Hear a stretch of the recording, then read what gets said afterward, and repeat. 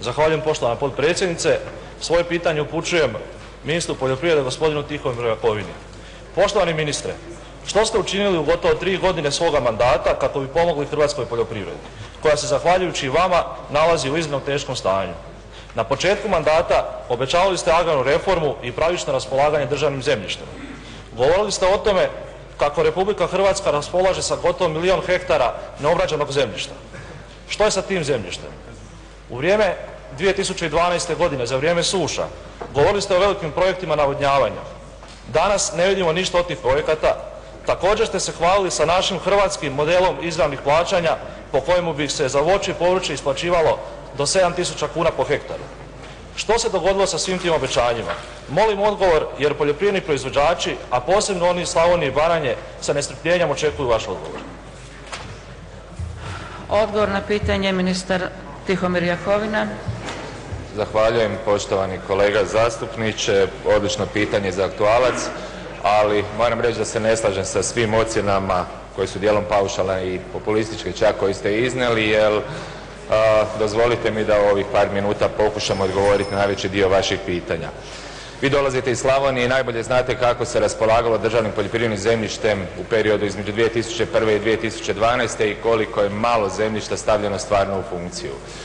4. mjesec 2013. donešen je novi zakon i novi model kojim kroz dugogodišnji 50-godišnji zakup raspolažemo sa državnim poljoprivrednim zemljištem.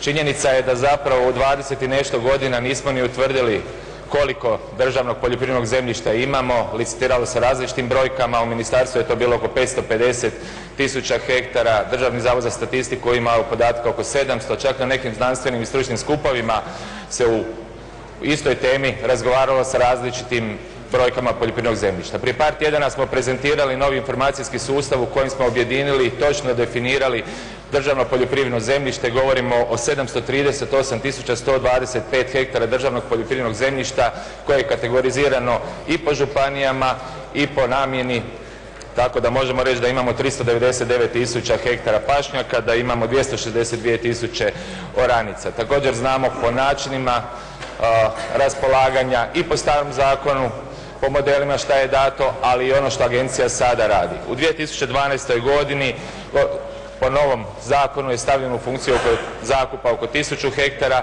i uređeno je preko 52.000 hektara na privremeno korištenje gdje naši poljoprivredni proizvođači su na potvrde različite nedefinirane oblike na koje nisu mogli ostvariti ni potpore radili i obrađivali to poljoprivredno zemljište. U 2014. godini do sada je 11.000 hektara stavljeno u funkciju putem zakupa na 50 godina, 2.000 hektara je prodano, da li govorimo na sustav okrupnjavanja za one male parcele ili po natječajima iz prethodnih godina i trenutno je raspisano i u tijeku izbor najpovoljnijih ponuđivača za zakup za 20.000 hektara. Do kraja godine pripremljeni su natječaji i do kraja ove godine još 50.000 hektara ćemo staviti u funkciju. To nije jedina stvar što se tiče raspolaganja poljoprivrednim zemljištem vezano za zemljišnu reformu. Rekli smo i pripremili i u ovom Visokom domu će biti u idući tjedan i Zakon o komasaciji.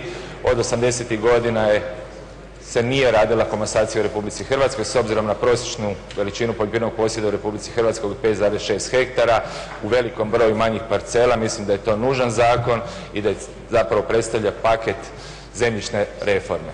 Spomenuli ste i izravne potpore za programsko razdoblje 14-20, 14. godina je programska godina.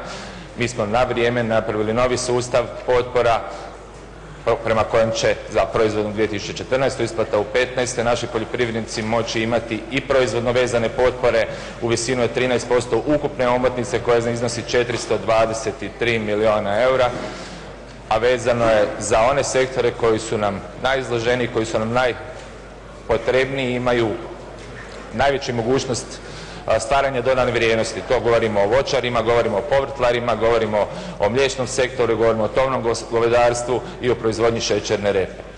Također program ruralnog razvoja koji obuhvaća 16 mjera sa nizom podmjera, 333 milijuna eura godišnje na raspolaganju. Poslanu komisiju već krajem ovog mjeseca, iako formalno još ne samo nama nego i ostalim zemljama Europske unije nije odobren program ruralnog razvoja, već krajem ovoga mjeseca raspisujemo prve natječaje po novom programu ruralnog. Zahvaljujem. Poštovani ministre, naravno da nisam zadovoljan vašim odgovorom, ali sam uvjeren da nisu zadovoljni poljoprivredni proizvođači, a posebno ovi naši poljoprivredni proizvođači u Slavoniji i Baranji. Jer vidimo da ove 3 godine vi sustavno govorite neistinu. Stanje u poljoprivredi je sve teže, gotovo neizdrživo. Vi ste lagali na početku vašeg mandata kada ste obećali agrarnu reformu, jer vidimo da ste samo 1% zemljišta stavili na raspolaganje.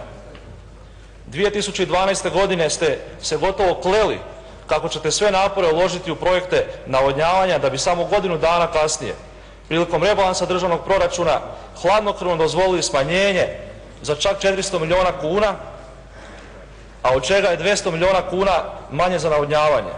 Naposljetku, smatram vas najodgovornijim što od svih članica Europske unije jedino Hrvatska nije pripremila nacionalne mjere zaštite domaćih poljoprivrednih proizvođača i tržišta nakon uvođenja sankcija između Europske unije i Rusije, a te mjere ste mogli poduzeti legitimno pozivajući se na članak 37 Ugovora o pristupanju Republike Hrvatske Europskoj uniji.